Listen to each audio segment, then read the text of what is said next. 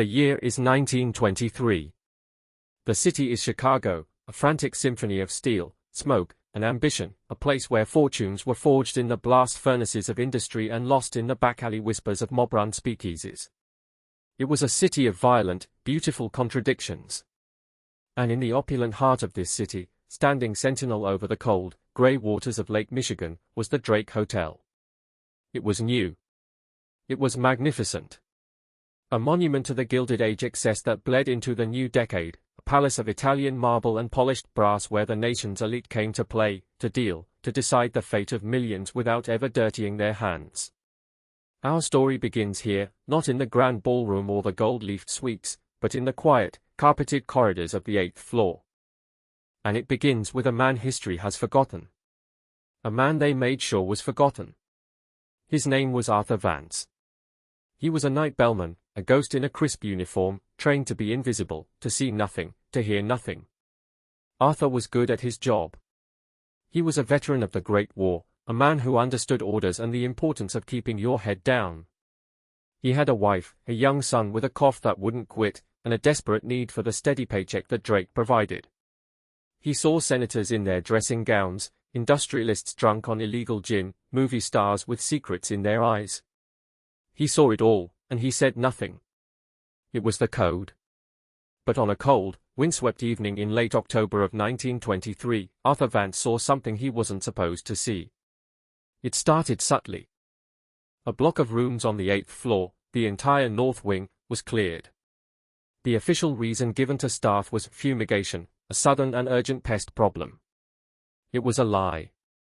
Arthur knew it was a lie because he had just serviced those rooms the night before. They were pristine, immaculate. He also knew it because the men who arrived were not exterminators.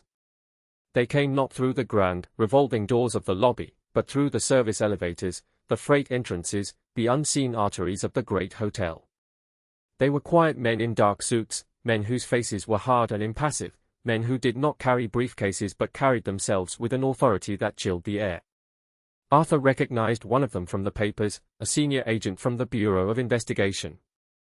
But the others were anonymous, their presence a heavy, silent weight in the hallways. They weren't guests. They were guards.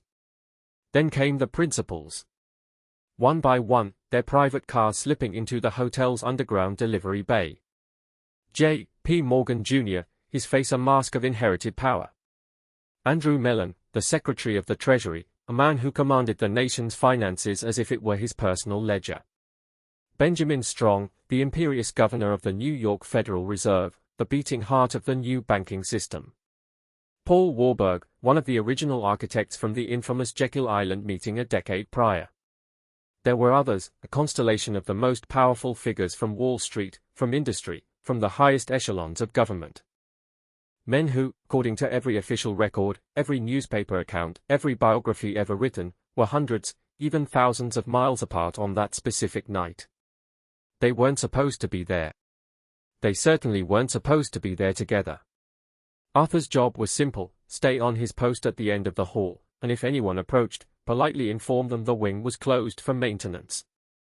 For hours, he stood there, a silent statue. The only sounds were the muffled, deep tones of conversation from behind the closed doors of the presidential suite and the relentless howling of the autumn wind against the hotel windows. He couldn't make out the words, only the cadence. It wasn't the sound of a party. It was the sound of a tribunal, of a war council. The sound of a verdict being delivered.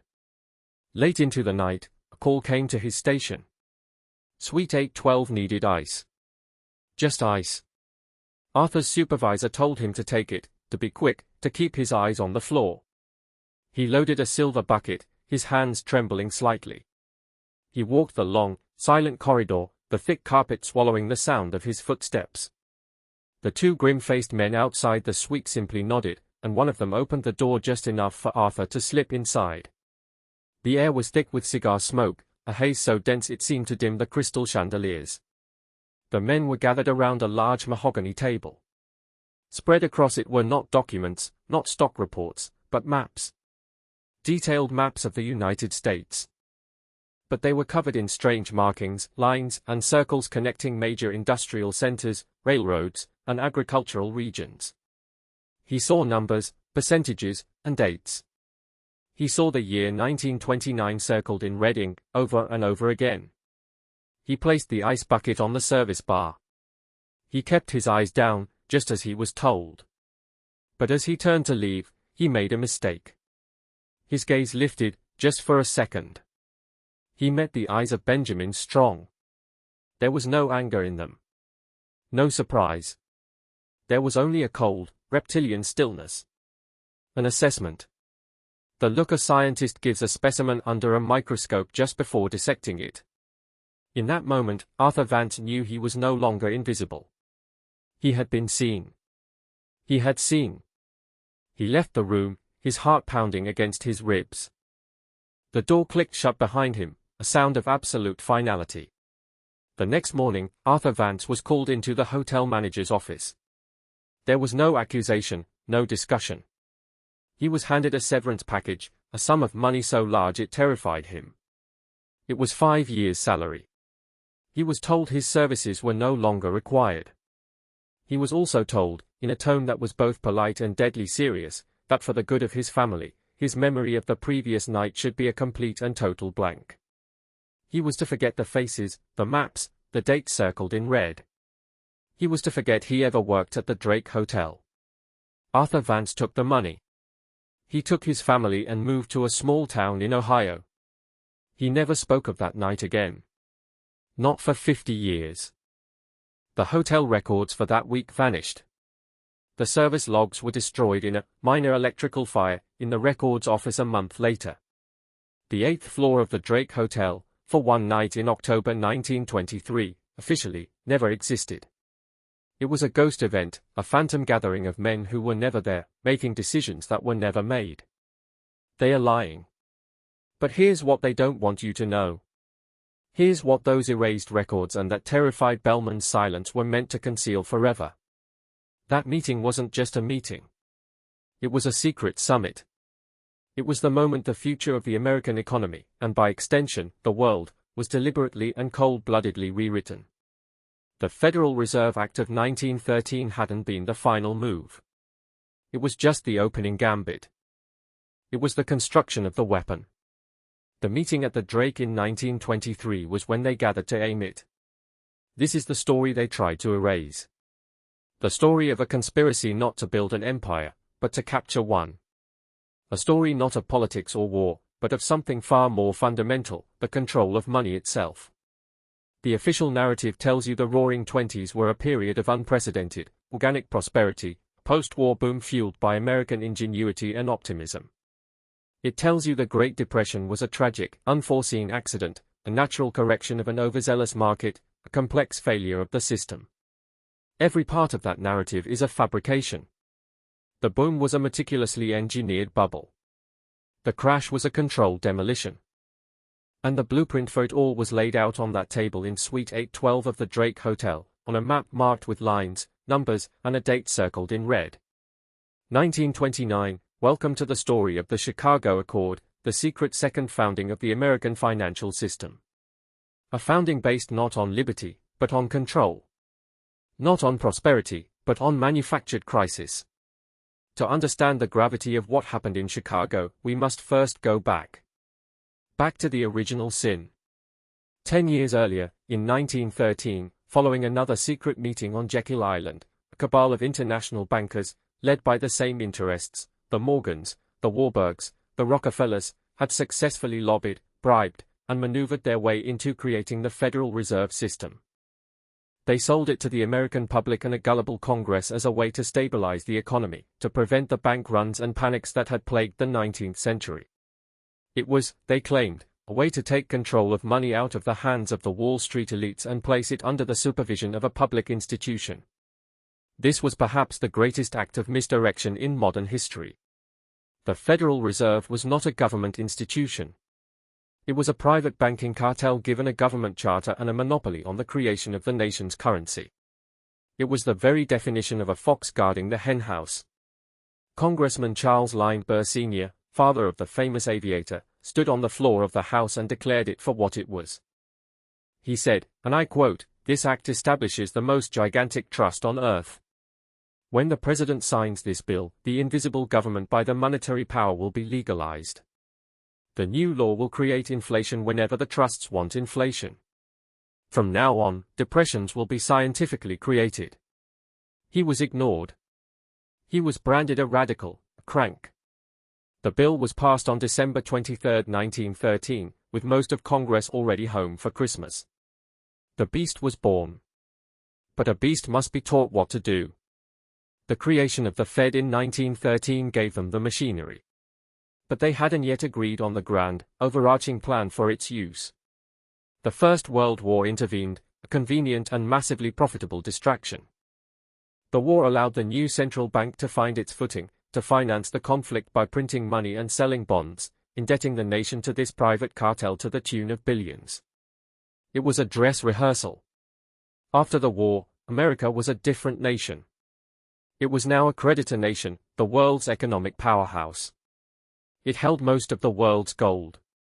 But there was a problem for the men who met at the Drake.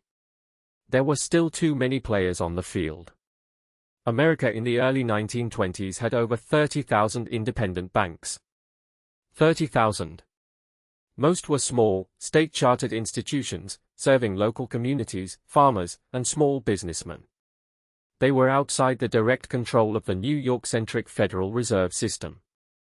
They represented a kind of financial freedom, a decentralization of power that was anathema to the men who believed in consolidation and control.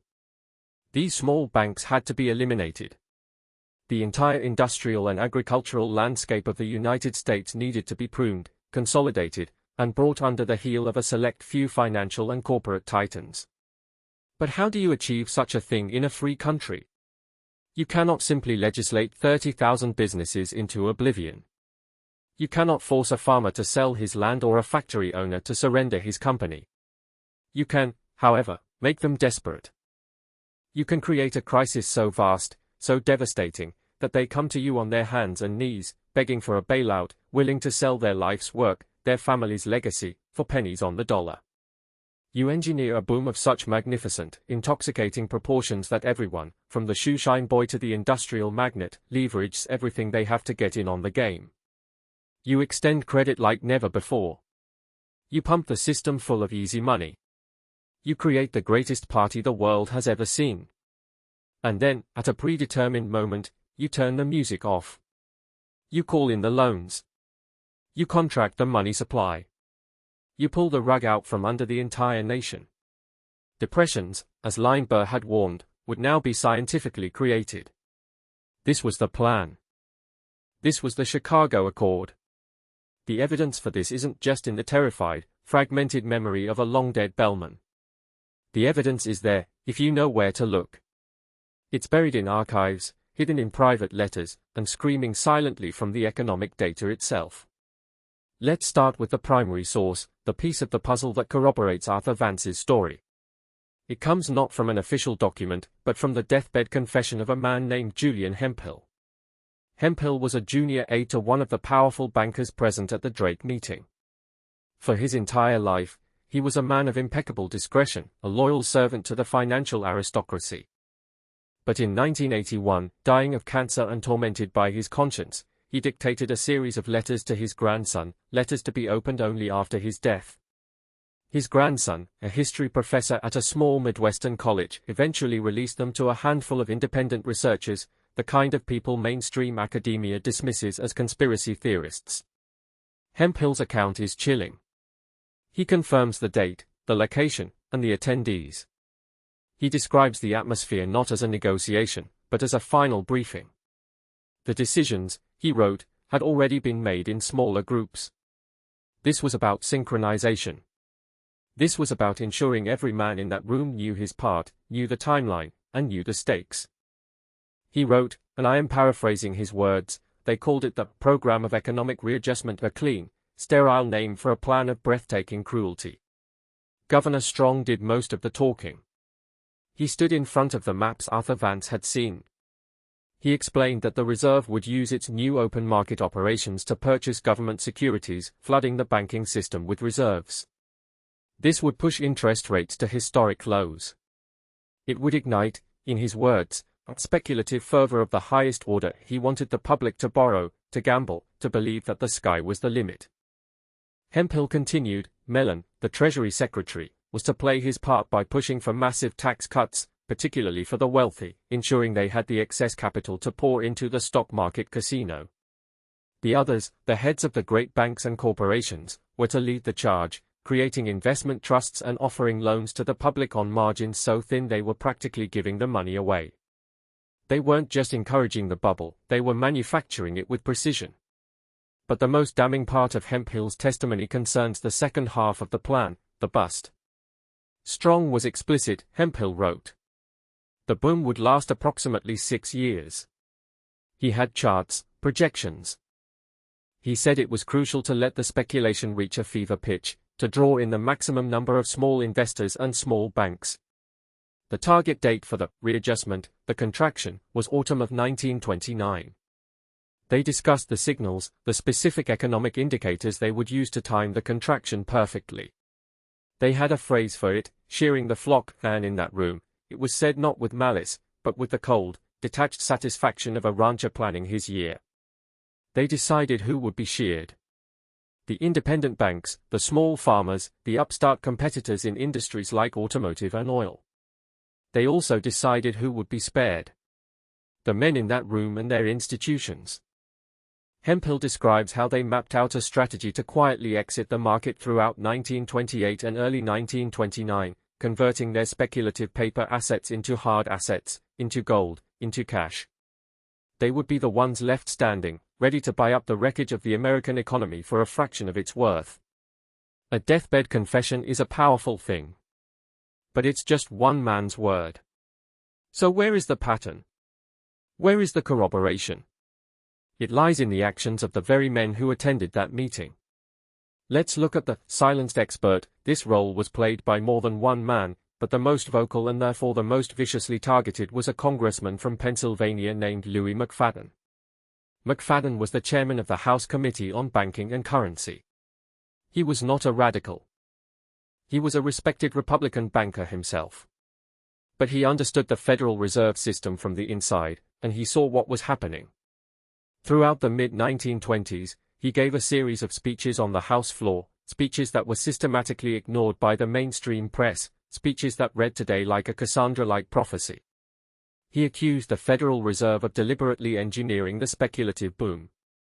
In 1926, 3 years before the crash, he warned that the Fed was creating a perilous credit structure. He accused the heads of the reserve banks, particularly Benjamin Strong in New York, of working in concert with the heads of European central banks, like Montague Norman of the Bank of England, to coordinate their policies for the benefit of international financiers, not the American people. McFadden was a problem. He knew too much. He was too respected to be dismissed as a crank, at least initially. So they set out to destroy him. He was ridiculed in the major newspapers, many of which were owned or controlled by the same interests he was accusing. He was painted as an anti-Semitic, paranoid fool. There were 2 assassination attempts on his life. The first was a shooting on the steps of the Capitol. The bullets missed. The second was an attempt to poison him at a banquet in Washington. The dose was not fatal, but it left him severely ill. He eventually lost his seat in Congress and died in 1936 under circumstances his family always considered suspicious. The official cause of death was heart failure. His crime? He told the truth. He laid out the blueprint of the Chicago Accord years before it came to fruition, but no one was willing to listen. The party was too loud. The champagne was flowing too freely. The ticker tape was raining down on Wall Street, and America was dancing at the edge of a cliff, completely unaware that the men who had led them there were calmly waiting for the perfect moment to push. The pattern extends beyond McFadden's warnings. Look at the newspapers of the time, the small ones, the ones not beholden to the New York banks. For a brief period in late October 1923, there were strange little articles in the Chicago papers. The Chicago Tribune, before the story was killed, ran a small piece on page 12 about unusual security at the Drake Hotel. It mentioned sightings of prominent Washington and New York figures but treated it as a curiosity, a possible secret political gathering. The next day, the paper ran a full retraction, blaming the story on an overzealous junior reporter who had misidentified the individuals. That reporter was fired and never worked in journalism again. We see the pattern in the economic data itself. From 1923 to 1929, the Federal Reserve's money supply expanded by over 60%. It was a fire hose of credit aimed directly at the heart of Wall Street.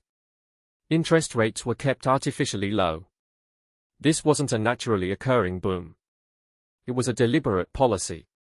Benjamin Strong, the man who ran the New York Fed, the man who led the meeting at the Drake, openly admitted his strategy in a letter to Montague Norman.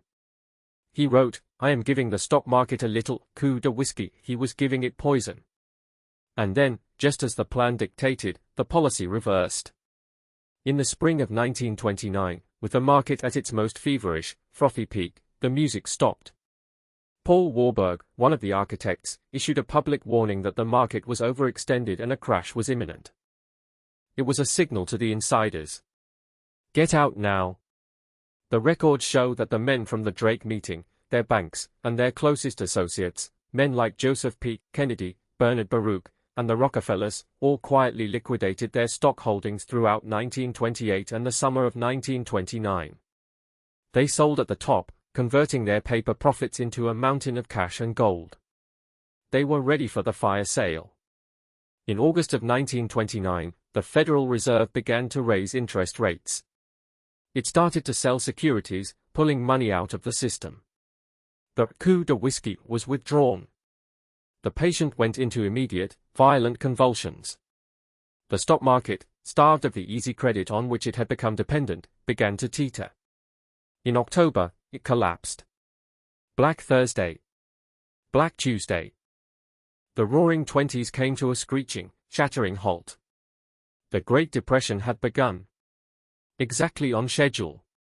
So what was the grand unifying theory behind all of this? What was the ultimate goal? It wasn't just about money.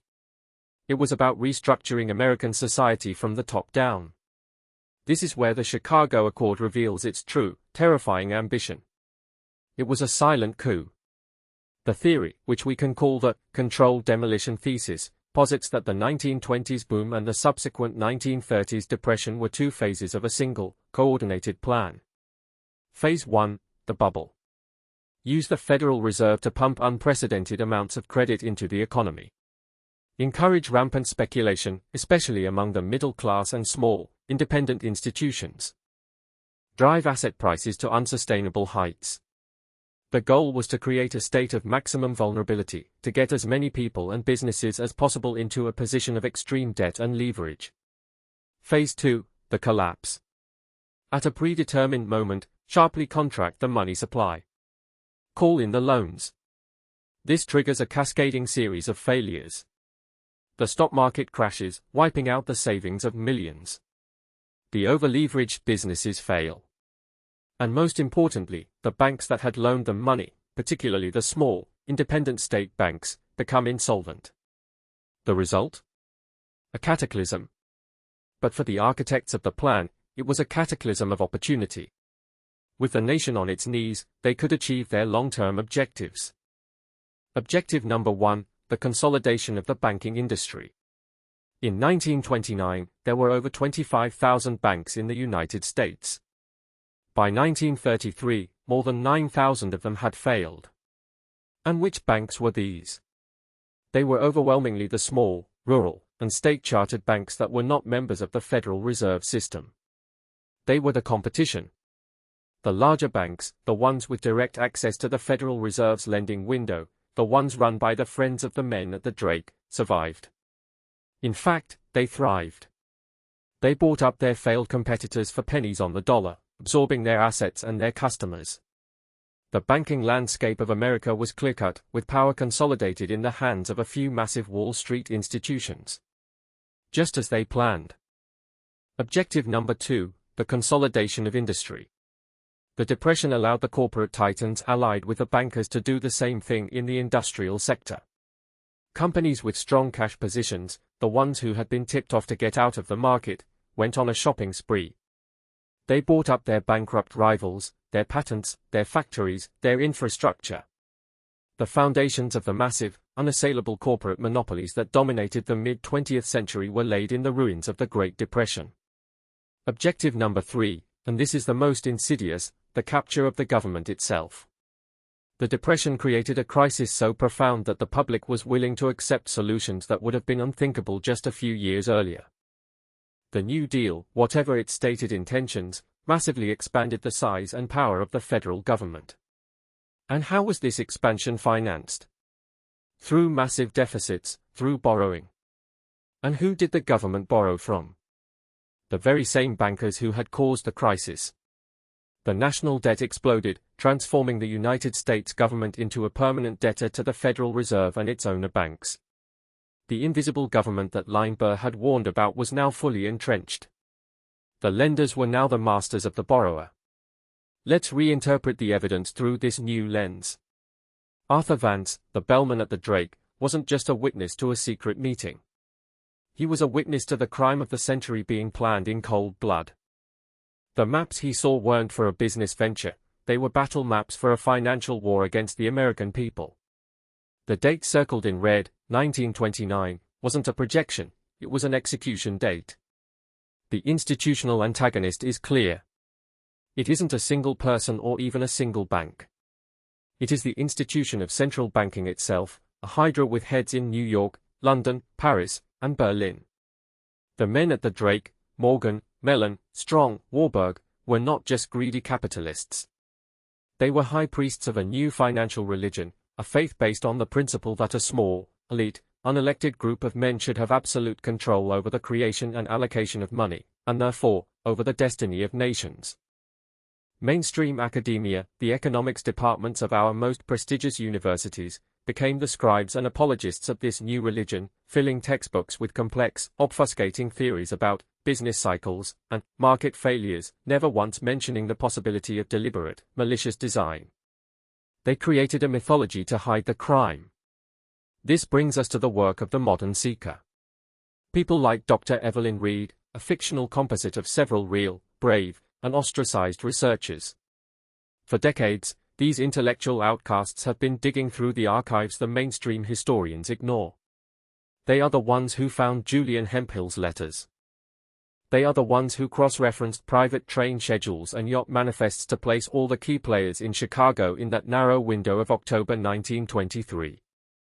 They are the ones who tracked down the family of the fired Chicago Tribune reporter and found his unpublished notes, detailing how his editor, under pressure from the bank that held the newspaper's debt, killed the story. Reed's work shows, for example, that Benjamin Strong's official calendar placed him on a recuperative retreat in the Adirondacks that week. Yet, the private travel logs of the New York Central Railroad, logs that were never meant to be public, show his private car being attached to a midnight train to Chicago. Andrew Mellon's Treasury schedule had him in meetings in Washington. But the Secret Service archives, under a Freedom of Information Act request that took 10 years to fulfill, show 3 of his security detail were checked into a hotel adjacent to the Drake for 2 nights, their overtime slips citing unspecified protective duty. One by one, the alibis fall apart. The official history is shown to be a tissue of lies. The work of these seekers connects the dots, and the picture that emerges is horrifying. They show us that the men at the Drake weren't just plotting to get rich. They were ideologues. They were followers of a deeply anti-democratic, elitist philosophy. They believed that the messy, unpredictable world of free market capitalism and democratic governance was inefficient. They believed that society should be managed, scientifically, by a select, enlightened few. Themselves. This wasn't just an American plan. It was a global one. To truly understand the scope of the Chicago Accord, we have to expand our view beyond the shores of the United States. The pattern of deception and manipulation was not confined to America, it was an international symphony of economic warfare, and Benjamin Strong was just one of the conductors. His closest collaborator, his partner in this global design, was Montague Norman, the eccentric and immensely powerful governor of the Bank of England. Throughout the 1920s, Strong and Norman were in constant communication. Their letters, many of which are now available, reveal a shocking level of collusion. They referred to themselves as the two ends of the wire, secretly coordinating their nation's monetary policies. When the Federal Reserve was pumping credit into the American economy, what was the purpose beyond just creating a domestic bubble? It was also about propping up a failing British system. After World War I, Britain made the disastrous decision to return the pound sterling to the gold standard at its pre-war parity. This made British goods absurdly expensive on the world market, crippling their export industries and causing mass unemployment. To maintain this artificial value, the Bank of England had to keep interest rates high, strangling their domestic economy. But there was another way. If the United States, the new economic superpower, were to inflate its currency, to devalue the dollar through low interest rates, it would make the pound seem stronger by comparison. This is exactly what they did. The easy money policy of the Fed in the 1920s, the policy that fueled the Roaring Twenties bubble, was in large part a favor from Benjamin Strong to his friend Montague Norman. The American public, gambling on stocks they didn't understand with money they didn't have, were unknowingly subsidizing the financial stability of the British Empire. They were pawns in a much larger game. The game extended to Germany as well. After the war, Germany was crippled by the impossible reparations payments demanded by the Treaty of Versailles. This led to the infamous hyperinflation of 1923, the very year of the Drake meeting. The German mark became worthless. The German middle class was wiped out. What was the solution offered by the international bankers, the same group represented at the Drake? The Dawes Plan of 1924. On the surface, it looked like a bailout. American banks, led by J.P. Morgan, would lend Germany the money to pay its reparations to Britain and France, who would then use that money to repay their war loans to the very same American banks. It was a brilliant, circular scheme, a carousel of debt that ensured every major Western nation was now locked into a system of financial obligation controlled by this small international clique. It also allowed them to take control of Germany's central bank, the Reichsbank, and by extension, the entire German economy. This global pattern proves a unified origin. The events in America, Britain, and Germany were not separate, unrelated crises. They were interconnected, managed events. The goal was the establishment of a global financial order, a new kind of empire not of land, but of debt. An empire ruled from the central banking parlors of New York and London, an empire where national sovereignty would become secondary to financial stability, a stability defined and controlled by them. They believed they were bringing order to a chaotic world. But it was the order of the cage. The order of the managed plantation. And to achieve it, they were willing to inflict an unprecedented amount of human suffering. But let's return to Chicago, because while the plan was global, the American component had a unique and particularly brutal feature. In most places, the goal was control. In America, the goal was also conquest. A hostile takeover. The evidence wasn't just hidden or removed, it was buried under the weight of a national catastrophe of their own making. In Kentucky, for instance, the collapse of the state banking system allowed tobacco conglomerates, financed by New York banks, to buy up tens of thousands of bankrupt family farms, consolidating the industry and turning independent farmers into indentured tenant workers. In Michigan, the credit crunch allowed the larger, more established auto manufacturers to either absorb or bankrupt their smaller, more innovative competitors, cementing the power of the Big Three. The story was the same everywhere. The destruction of the independent oil wildcatters in Texas and Oklahoma. The consolidation of the railroads. The decimation of the textile industry in the South.